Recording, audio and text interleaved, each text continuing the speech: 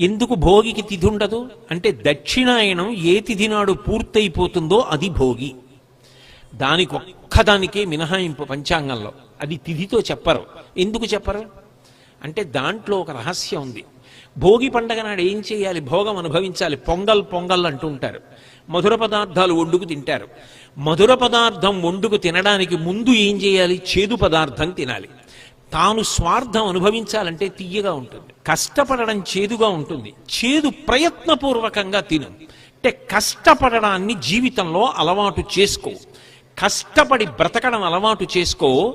నువ్వు ఆరుగాలం కష్టపడ్డ తర్వాత పంట ఇంటికి వచ్చిన తర్వాత పొంగల్ పాయసం తిను.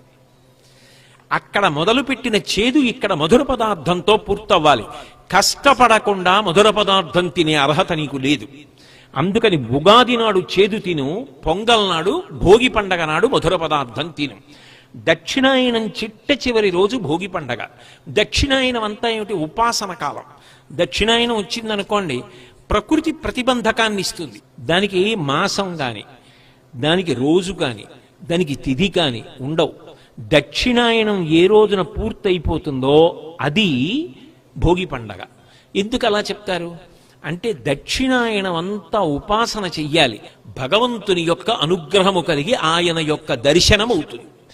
ఆ భోగి జీవితంలో ఒక్కరోజైనా పొందగలిగిన వాడు ఎవరుంటాడో వాడు భోగం అనుభవించినవాడు. అందుకని భోగి పండగ అన్నది వచ్చింది ఉపాసన రీత్యా. ఉపాసన అంటే మీరు ఒకటి గుర్తుపెట్టుకోవాలి. ఉపాసన అంటే ఏమిటంటే ఉప అంటే దగ్గరగా, ఆసన అంటే కూర్చుండుట. దగ్గరగా కూర్చుండుట అన్న మాటకు అర్థం ఏదో భగవంతుడి మూర్తి పెట్టుకుని దగ్గరగా కూర్చోమ్మని కాదు, మనసు లోపల దగ్గరగా ఉండుట. అది ఉపాసన.